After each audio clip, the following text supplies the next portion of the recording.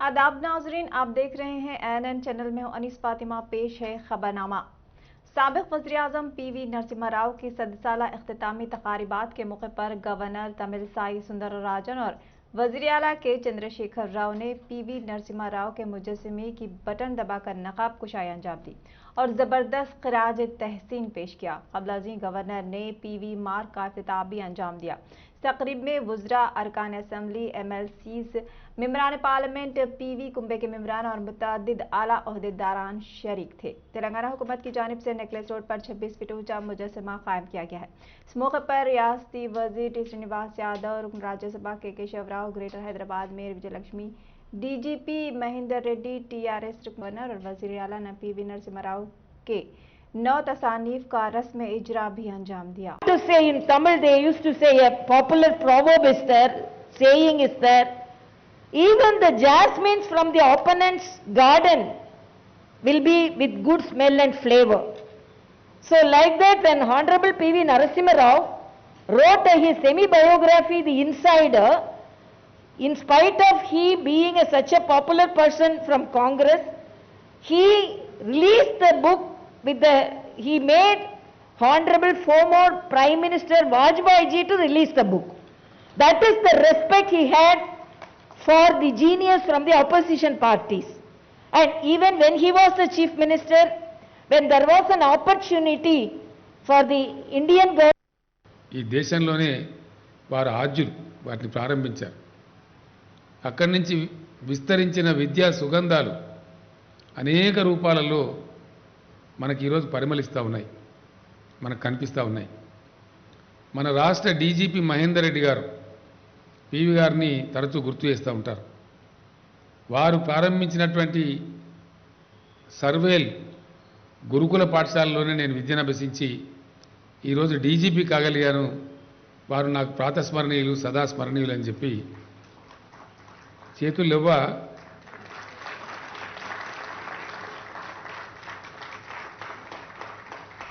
स्मरिस्ता ఉంటారు. मरकजी ममलिकती वज़ीर दाखिला जी किशन रेड्डी ने कहा है कि हैदराबाद शहर वैक्सीन की तैयारी का एक मरकज बन गया है।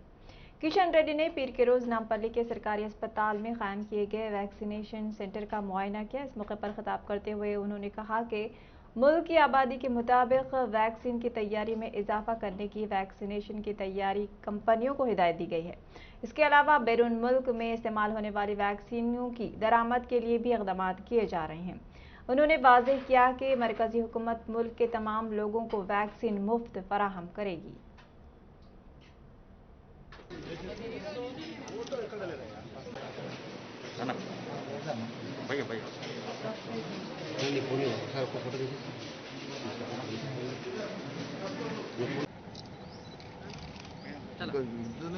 జై శ్రీమన్ ఇక్కడ రండి సార్, మీరు రండి రండి రండి, ఫోటో తీస్తామన్నా, ఫోటో మేము ఫోటో చెప్పండి, ఫోటో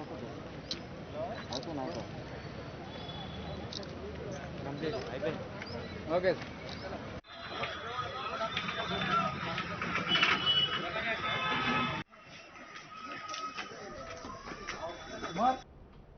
IT और वज़ीर म्युनिसिपल KTR ने वाज़ेह किया कि वज़ीर आला के चंद्रशेखर राव की सरबराही में तेलंगाना तमाम शोबों में हमाजहत तरक्की हासिल कर रहा है। उन्होंने कहा कि शहर हैदराबाद में बड़ी आबादी और कसाफत को मद्देनजर रखते हुए सड़कें तामीर की जा रही हैं। SRDP के हिस्से के तौर पर पुल और अंडरपास तामीर किए जा रहे हैं। 6000 करोड़ रुपए की लागत से SRDP के काम जारी है। SRDP के अलावा CRMP के तहत भी 1800 करोड़ रुपए से तरक्याती कामों का आगाज किया गया है। इसके अलावा Hyderabad road development corporation limited के तहत पहले मरहले में 313.65 करोड़ रुपए से 22 लिंक रोड्स की तामीरी काम जारी हैं। अब तक 16 सड़कों की तामीर मुकम्मल हो चुकी है। उन्होंने कहा कि मजीद 6 सड़कें जल्द मुकम्मल कर ली जाएंगी। वज़ीर बल्दिया नज़्म-ओ-नक्श KT रामाराव ने शेरलिंगमपल्ली और दीगर मुकामात पर 4 लिंक रोड्स का इफ्तिताह अमल में लाया। इस मौके पर वज़ीर तालीम सबिता इंदिरा रेड्डी, TRS रुकन assembly Vivekanand Gandhi, GHMC commissioner Lokesh Kumar और दीगर भी मौजूद थे। ఆధార్లకు సంబంధించి రాష్ట్ర ప్రభుత్వం తెలంగాణ ప్రభుత్వం తీసుకున్న విషయం మీకు తెలిసిందే.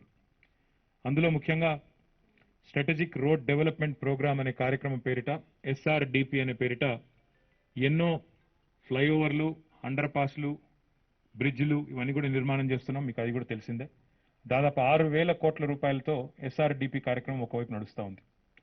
మరొక వైపు ఉన్న రోడ్లు బాగుండాలి, ఉన్న రోడ్లను బాగా మెయింటైన్ చేయాలి, పకడ్బందీగా నిర్వహించాలి అనే ఉద్దేశంతో మరొక కొత్త ప్రోగ్రాం కూడా తీసుకున్నాం. దాని పేరు CRMP, comprehensive road maintenance programme. దాన్ని కూడా దాదాపు 1,800 కోట్ల రూపాయలతో ఆ కార్యక్రమం కూడా చేస్తూ ఉన్నాం. SRDPలో 6,000 కోట్ల పైచిలుకు, CRMPలో 1,800 కోట్ల పైచిలుకు. వీటన్నింటికీ అదనంగా ఈరోజు మేము ప్రారంభోత్సవం చేసిన ఈ రోడ్ ఏదైతే ఉందో వీటిని ఇంకో కొత్త కార్యక్రమం కింద వీటిని కూడా తీసుకున్నాం. హైదరాబాద్ మహానగరంలో చాలా మంది మీరు గమనించి ఉంటారు మిత్రులు, ఒక ప్రాంతం నుంచి ఇంకో ప్రాంతానికి పోయేటప్పుడు మనం బండి నడుపుకుంటూ పోతుంటే రోడ్ ఒక దగ్గర దాకా పోతుంది, సడన్గా అక్కడికి వచ్చేసరికి ఆగిపోతుంది. మళ్ళీ చూస్తే అక్కడ ఏదో కోర్టు చిక్కో లేకపోతే అక్కడి నుంచి ఇంకో దిక్కు మూల అవతల వైపు కలపకపోవడం, రైల్వే లైన్ ఉండడం, లేదంటే ఇంకోటి ఏదో చిన్న చిన్న చిక్కులు ఉండడం, ఇట్లాంటివన్నీ కూడా ఎన్నో ఉంటాయి. కొన్ని చోట్ల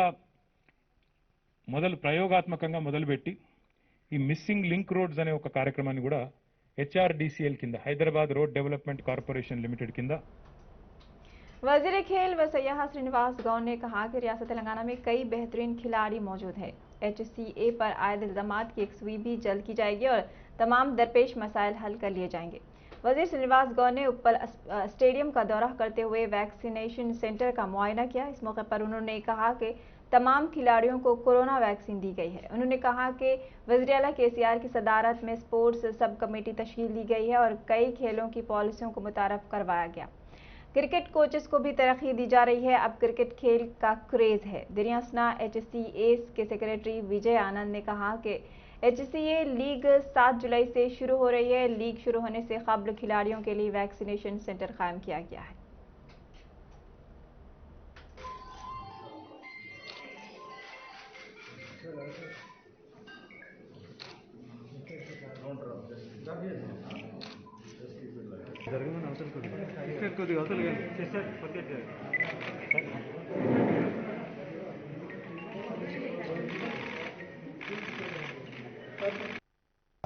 కనుక ఇప్పుడు క్రీడాకారునికి ఎంత ప్రోత్సహిస్తామో అంతకన్నా ఎక్కువ ఇవ్వాలని ఈరోజు తెలంగాణ వచ్చిన తర్వాత ముఖ్యమంత్రి గారు ఒలింపిక్ అయిన వాళ్ళకు, ఒలింపిక్స్ గోల్డ్ మెడల్ వచ్చినటువంటి వాళ్ళకు 20 లక్షలు నామమాత్రం కూడా ఇవాళ 2 కోట్లు ఇస్తున్నాం.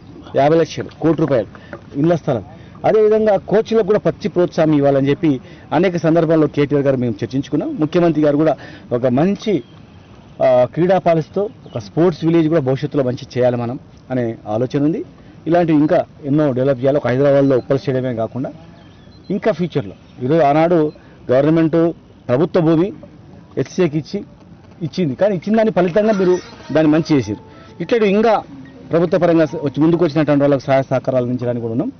ఇంకా బ్యాడ్మింటన్ అకానికి గోపిచంద్ గారికి ల్యాండ్ ఇవ్వడం జరిగింది. ఇంకా చాలామంది ఇంటర్నేషనల్ క్రీడాకారులకు కూడా ప్రోత్సాహం ఇస్తున్నాం. కనుక ఎక్కువ క్రేజ్ ఈరోజు క్రీడలలో క్రికెట్కు ఉంది.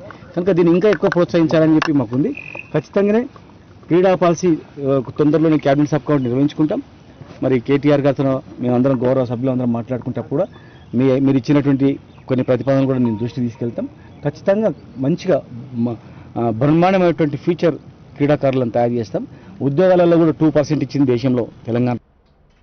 निर्मल कलेक्ट्रेट में साबिक वज़ीर आज़म PV नरसिम्हा राव के योम पैदाइश पर रियासती वज़ीर इंदिरा करण रेड्डी ने उनके पोर्ट्रेट पर फूल निछावर करते हुए खराज अक़ीदत पेश किया। उन्होंने कहा कि चीफ मिनिस्टर के चंद्रशेखर राव ने साबिक वज़ीर आज़म PV नरसिम्हा राव की 100 साला तक़ारीब को 1 साल तक सरकारी तौर पर मनाने, मुजस्समे नस्ब करने, नेकलेस रोड को उनके नाम से मौसूम करने के हकीकी इक़दामात किए।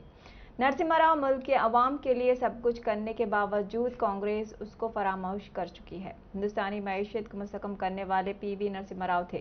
हिंदुस्तान को तरक्की की तरफ गामजन करने वाले PV नरसिम्हा राव थे। हुकूमत जल्द PV नरसिम्हा राव की पैदाइश गांव व नगरा के फलाह व बहबूद के साथ उनके मकान को तारीख का एक हिस्सा बनाने के लिए कोशां है। ఉన్నటువంటి విషయము చాలా ఆప్యాయంగా మాట్లాడేవాడు. మరి PV నరసింహారావు గారు 14 భాషలు అఫీషియల్ లాంగ్వేజ్ మాట్లాడినటువంటి ఏకైక వ్యక్తి మన PV నరసింహారావు గారు. దాని గురించి మన ముఖ్యమంత్రి గారు కూడా వారి కుమార్తెకు ఎమ్మెల్సీ టికెట్ ఇచ్చి మరి ఏదైతే గ్రాడ్యుయేట్ కాన్స్టిట్యూన్సీ నుంచి గెలిపించుకోవడం జరిగింది. ఇప్పుడు మా అక్కడ ఏదైతే నెక్లెస్ రోడ్ ఉన్నారో అవి అక్కడ కంచు విగ్రహాన్ని ఈరోజు మరి అక్కడ ఆవిష్కరించడం జరుగుతూ ఉంది. వారి జ్ఞాపకము ప్రధానమంత్రిగా మరి మహారాష్ట్రలో కూడా మరి రామ్టేక్ నుంచి కూడా ఎంపీగా దాదాపు 3-4 సార్లు గెలవడం జరిగింది. మరి పివి నరసింహారావు గారి పట్ల ఒక మంచి విగ్రహాన్ని జ్ఞానభూమి వారికి అక్కడ మరి హైదరాబాద్లోనే వారికి అక్కడ దహన సంస్కరణ కార్యక్రమం నిర్వహించి మరి ఘాట్ కూడా అక్కడ ఏర్పాటు చేయడం జరిగింది.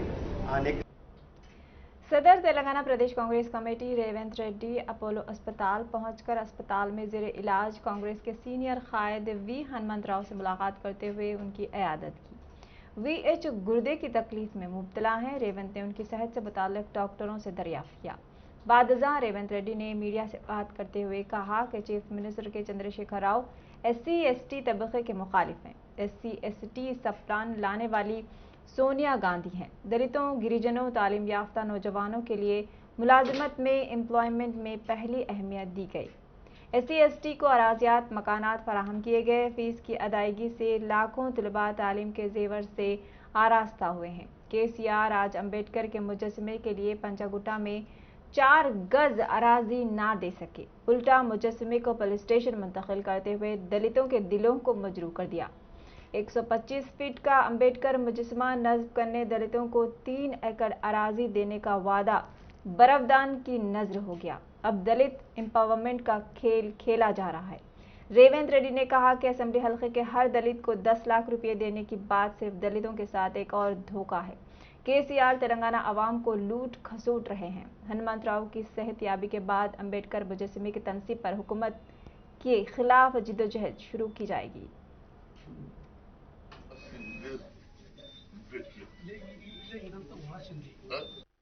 స్థాయిలో రోడ్ల మీద ఉండి ఈ తెలంగాణ ప్రజల యొక్క ద్రోహి తెలంగాణకు దోపిడీకి పాల్పడుతున్న కేసీఆర్ మీద మనం కొట్లాడేది ఉన్నది.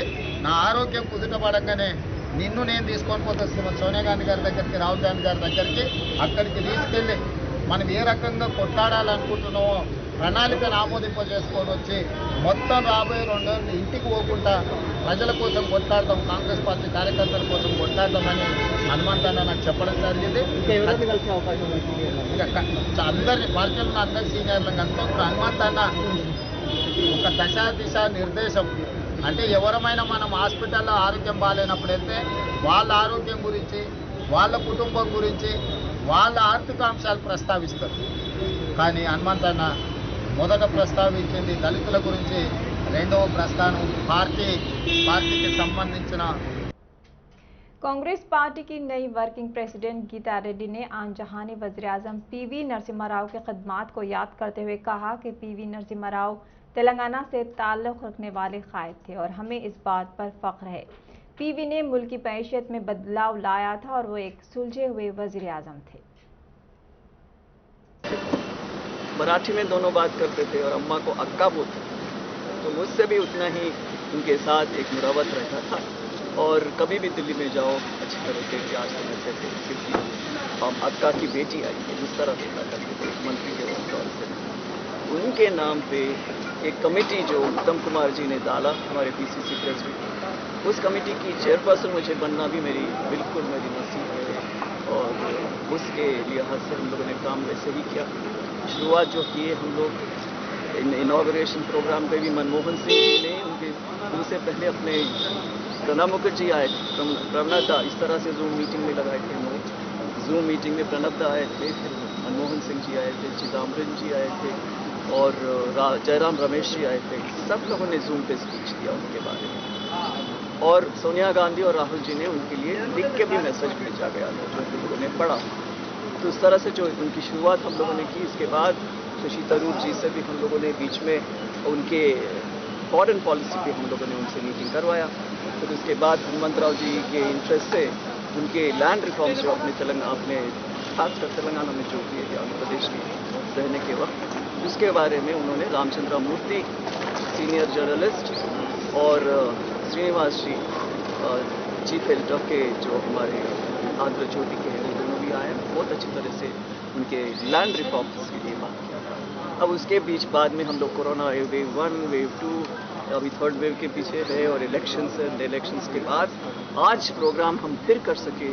तो रुकन पार्लियामेंट उत्तम कुमार रेड्डी ने कहा कि पीवी नरसिम्हा राव की क़यादत मुल्क में एक बेहतरीन शनाख्त बनाई है। उत्तम ने गांधी भवन में मुनक़िदा पीवी सदसाला इख्तितामी तकरीब में शिरकत की। इस मौके पर उन्होंने कहा कि पीवी की इस्लाहात का पेश ख़ीमा थे। एक MLA, MP, वज़ीर ममलिकत, मरकज़ी वज़ीर, वज़ीर आला और वज़ीर आज़म की हैसियत से मुल्क और रियासत के लिए उनकी खिदमात को कभी भी फरामोश नहीं किया जाएगा। ज़िमनी इस्लाहात और मुआशी इस्लाहात से मुल्क को बेहद फ़ायदा हासिल हुआ है। उनके शुरू किए गए प्रोग्रामों से लोगों और गरीबों को भी फ़ायदा हुआ है।